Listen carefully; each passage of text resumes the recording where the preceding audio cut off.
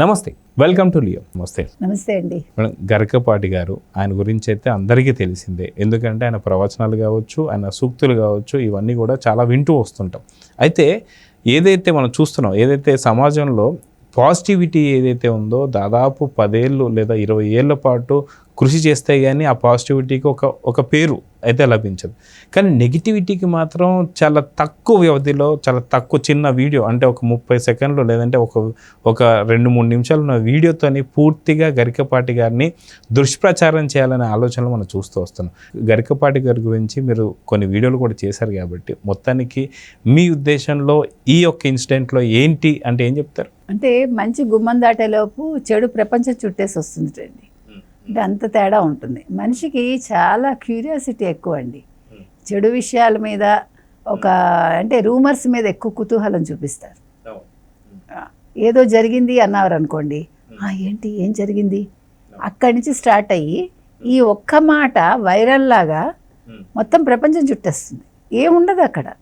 మీరు కావాలని మీరు ఒక మనిషి దగ్గరికి వెళ్ళి చెవులో ఏదైనా చెప్పండి, నలుగురు కూర్చున్నప్పుడు అందరి కళ్ళు మీ కేసు ప్రశ్నార్థకంగా చూస్తాయి. మీరు శత్రువు కూడా అవుతారు. అప్పుడు ఏంటి వాడితోటి మాట్లాడుతున్నాడు, ఏం మాట్లాడేశాడు అని. ఎందుకు చెప్తున్నామంటే అది మానవ నైజం.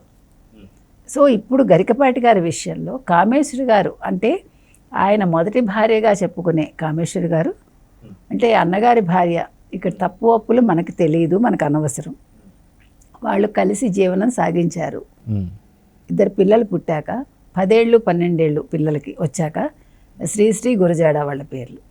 ఆవిడ నువ్వు వద్దు, నీ కాపురం వద్దు అని ఒక సంగీతం మాస్టర్ తోటి వెళ్ళిపోయింది ఆవిడ. ఆయన జానపద గీతాలు అవి చాలా బాగా పాడతారని విన్నాను. మనం విన్నది ఇది. అయితే ఆవిడ ఈ విషయాన్ని మాత్రం ఆవిడ ప్రస్తావించలేదు ఎక్కడ ఆవిడ వీడియోల్లో. నేను వాళ్ళ అన్నగారి భార్యని నన్ను చెరబట్టాడు అన్నట్టు మాట్లాడుతాను. చెరబట్టడం అంటే ఆవిడ వాలి సుగ్రీవుల కథ చెప్పింది. దాని మీద మనం మాట్లాడాం. సీతాదేవితోటి కంపేర్ చేసుకుంది, తర్వాత రామలక్ష్మణులతోటి కంపేర్ చేసుకుంది ఆవిడ. సో ఇవన్నీ కూడా తప్పుపట్టే అంశాలు. ఎందుకంటే రామాయణంలో జరిగిన అంశాలు వేరు, ఈవిడ జీవితంలో జరిగింది వేరు. ఈవిడ మరిదిగారితోటి ఈవిడ ఉన్నారు, కానీ సీతాదేవి గారు రాముడి కోసమే బతికింది. కాబట్టి అది మనం ప్రశ్నించాం, క్షమాపణ చెప్పాలని అడిగాం మనం.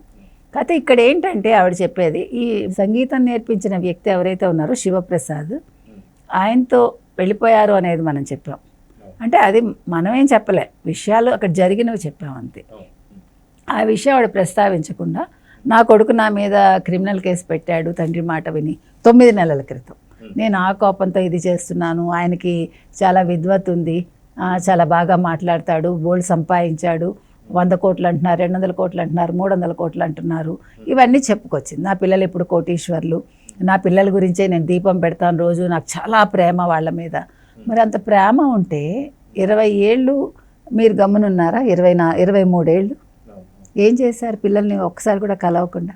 అయితే నాకున్న చిన్న సందేహం ఏంటి అంటే, తను సీతాదేవితో పోల్చుకోవడం అనేది తప్పు ఒకటి. రెండోది వచ్చేసి సరే 2 పిల్లల్ని కనడం కూడా జరిగిందని చెప్పి తానే చెప్పుకుంటూ వస్తుంది. సో నిజంగా చెరబట్టినప్పుడు ఎందుకని ఒక బిడ్డను కన్న తర్వాత అనుకోకుండా జరిగి ఉండొచ్చాము, కానీ 2వ బిడ్డ దాకా వచ్చినప్పుడు ఖచ్చితంగా ఇంగిత జ్ఞానం అయితే ఉంటుండొచ్చు కదా. ఎగ్జాక్ట్లీ, నేను అదే చెప్పా. ఇప్పుడు ఒక మనిషి దుష్టుడు, నీచుడు, దుర్మార్గుడు అన్నప్పుడు 1 రోజు 2 రోజులు 3 రోజులు, ఏడాది 2 ఏళ్ళు 3 ఏళ్ళు, మీరు 20 ఏళ్ళు పైబడి కాపురం చేయగలరా? 2 పిల్లల్ని కంటారా? అంటే కాంట్రడిక్టరీ స్టేట్మెంట్స్ ఇస్తున్నారు ఆవిడ. అంటే పొంతన లేదు ఆవిడ మాట్లాడే మాటల్లో. నా భర్త బాగా అంటే చదువు మీద పడిపోయారు, ఆ వ్యాసంగంలో ఉండిపోయారు అంటుంది. అతను నన్ను బాగా చదివిస్తా అన్నాడు, MA చదివిస్తా అన్నాడు, నేను 10th చదువుకున్నాను అంటుంది. ఫస్ట్ భర్త చాలా అందగాడు అంటుంది, ఈయన మరుగుజ్జు అంటుంది. మళ్ళానేమో ఈయన నాకు అవధానం నేర్పిస్తా అన్నాడు, అందుకే ఆయన మాయలో పడ్డానంటుంది. మళ్ళా నన్ను లొంగ తీసుకున్నాడు అంటుంది. రకరకాలుగా చెప్తోంది. ఒకవేళ నిజంగా నీ మరిది నీ మీద అసభ్యంగా ప్రవర్తించి ఉంటే నువ్వు 20 ఏళ్ళు పైబడి కాపురం చేస్తావా? అప్పుడే వెంటనే ఈ సమస్యకు ఒక పరిష్కారం, భర్త దగ్గరికి వెళ్ళి భర్తను పిలిపించి, చూడండి ఇతను ఇలా చేశాడు, నా తప్పు లేదంటే నీ భర్త నేను స్వీకరించేవాడేమో ఒకటి. రెండోది, ఇతని నువ్వు జైల్లో పెట్టించాలి కదా, పోలీసుల్ని పిలిచి. లేదు, ఓకే, సామరస్యంగా పరిష్కరించుకుని నువ్వు అసలు అతని మొహం జీవితంలో చూడకూడదు. ఇప్పుడు కొడుకుల మీద ప్రేమ సడన్గా ఎందుకు వస్తుంది? ఆల్రెడీ వాళ్ళు నిన్ను తల్లిగా అనుకోవట్లేదు. నువ్వు వెళ్ళిపోయాక పిల్లల్ని వదిలేసి వాళ్ళకి ఊహ వచ్చింది కదా, 10-12 ఏళ్ల పిల్లలంటే వాళ్ళకి మంచి చెడులు తెలుస్తాయిగా, వాళ్ళు ఎంత బాధపడి ఉంటారు. ఆయన కూడా కష్టమో నిష్ఠూరమో మీ ఇద్దరు భార్యాభర్తలు అయ్యారు. అంటే ఫస్ట్ భర్త కూడా తెలిసాక కూడా దాని మీద గొడవలు జరిగి ఉండకపోవచ్చు. మీరు విడిపోయినప్పుడు అంటే విడాకులు తీసుకున్నారనే తెలుస్తోంది అఫీషియల్గా, అంటే రాసుకున్నారు కాగితాలని. మరి ఇన్ని జరిగాక ఇవాళ నీకు ఏం హక్కు ఉంటుంది? అయితే అది కాక తను మాట్లాడిన మాటల్లో మనకు చాలా స్పష్టంగా అర్థమవుతుంది ఏంటంటే, కొడుకులు కావచ్చు, పిల్లలు కావచ్చు, వీళ్ళందరికన్నా చాలా స్పష్టంగా ఘంటాపదంగా 100 కోట్లు, 200 కోట్లు, 300 కోట్లు అనే ప్రస్తావన వస్తుంది అంటే పిల్లల మీద ప్రేమ అనుకోవాలా లేదా పైసల మీద ప్రేమ అనుకోవాలంటే ఏమంటారు? పైసలేనండి, డబ్బే. ఇప్పుడు లేకపోతే ఇప్పుడు ఆయనకి అంత పేరు వచ్చింది, పేరు వచ్చాక డబ్బు వచ్చింది. ఎంత డబ్బు వచ్చింది? 100 కోట్లు ఎలా వస్తుందండి ప్రవచనకర్తకి? ఒక 10 ఏళ్ళు, ఒక దశ కాలంలో 100 కోట్లు సంపాదించగలరా? ఎంత ఆస్తులు కూడబెట్టినా అంత ఉండదు కదా. అంటే ఒక ప్రచారం అది ఒకటి. 2, ఎంతో కొంత సెటిల్మెంట్ ఆవిడ ఎక్స్పెక్ట్ చేస్తోందా? ఆవిడ చాలా మాటలు మాట్లాడింది. అయితే ఇక్కడ అతని స్నేహితుడిని ఒక ఆయన ఒక ఛానల్లో ఒక వీడియో చేశారు. అందులో ఆయన కూడా అదే అన్నారు, నేను చెప్పిన పాయింట్సే చెప్పాడు ఆయన. నిజంగా ఈవిడ మంచిదైతే అనుకుందాం, కొడుకులు ఈవిడ వీడియో చేయగానే కేసు పెట్టరుగా. మా అమ్మ మంచి పని చేసింది, మా నాన్నని వీధిలోకి ఈడ్చింది అని అనుకుంటారుగా. అనుకుంటారా? అనుకోరా? అప్పుడు కేసు పెట్టడుగా, నాన్న నువ్వే చేసిన తప్పు, అమ్మే కరెక్టు అని అనుకుని అప్పుడు ఆ కేసు పెట్టడుగా. అంటే వాళ్ళు ఎంత వేదన చెందితే కేసు పెడతారు. వాళ్ళేం చిన్నపిల్లలు కాదు, 30 ఏళ్ళు దాటాయి. కొడుకుల్ని మాయ చేసి పెట్టించేసాడు అంటుంది. ఎవరిని మాయ చేస్తావు? సాధారణంగా మనం చూసుకుంటే పిల్లలకి ఎక్కువగా తండ్రి మీద కన్నా తల్లి మీద ప్రేమ ఉంటుంది.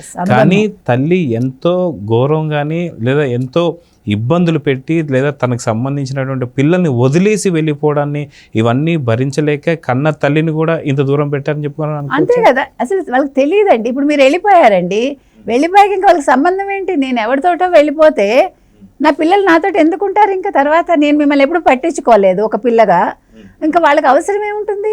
వాళ్ళు ఆల్రెడీ ఆయన ఒక సంప్రదాయంగా ఇంకొక ఆవిడని చేసుకున్నారు.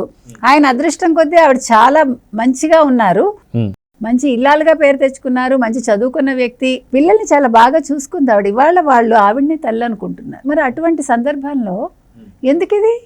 అంటే నువ్వు ఎవరి ప్రోద్బలంతోటో ఈ వీడియో చేస్తున్నావు. నేను 4 ఏళ్ల క్రితం ఆవిడది ఒక వీడియో చూశానండి, ఎవరు కామేశ్వరి గారిది.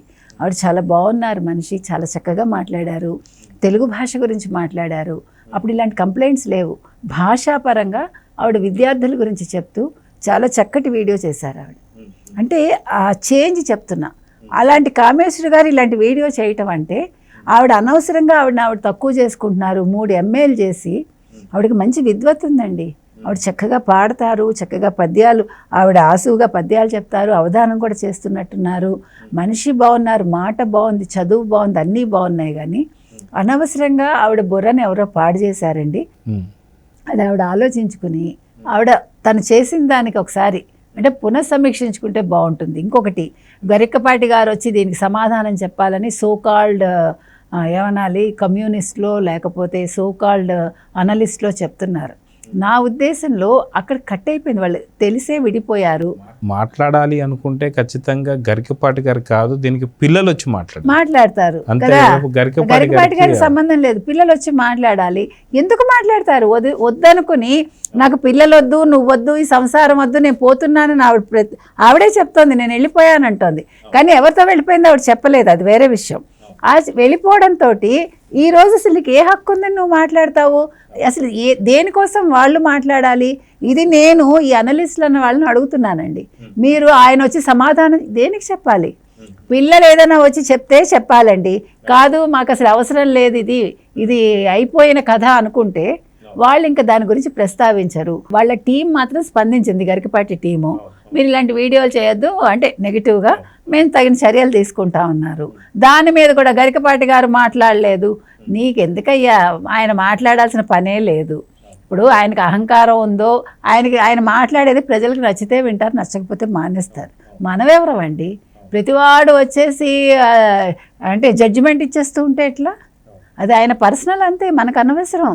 ఆయన్ని ఒక విద్వత్ ఉన్న మనిషిగా చూడండి, మీకు ఇష్టం లేదు వదిలేయండి, వినకండి, అంతే మనం చెప్తున్నాం. అయితే ఇక్కడ చూసుకుంటే సీతాదేవి గారితో ఏదైతే తను పోల్చుకున్నటువంటి విధానం ఉందో నిజంగా పురాణాలకి సంబంధించి మనం ఎవరైనా వినేవాళ్ళు ఉంటే దీన్ని చాలా తప్పుగా తీసుకుంటారు. ఎందుకంటే సీతాదేవి తనకు పెట్టినటువంటి ఒక శీల పరీక్షకు కూడా తను నిలబడి మరి ఆ యొక్క అగ్నిలో దూకడం అనేది మనం చూస్తూ ఉన్నాం.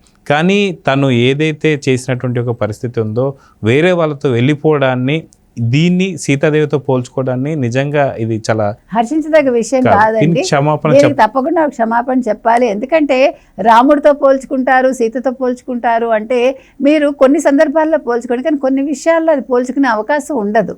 ఎస్పెషల్లీ కామేశ్వరి గారు అలా పోల్చుకోవటం అనేది అదైతే హర్షించదగ్గ విషయం కాదండి. నేనైతే ఖచ్చితంగా ఆవిడ క్షమాపణ చెప్పాలని నేను అడుగుతున్నాను. సో చూద్దాం మేడం, ఖచ్చితంగా కామేశ్వరి గారు క్షమాపణ చెప్పాలని అయితే చూద్దాం. చెప్తుందో లేదో కూడా తొందరలోనే వెయిట్ చేసి చూద్దాం. నమస్తే. నమస్తే. Please subscribe to Leo News for more videos.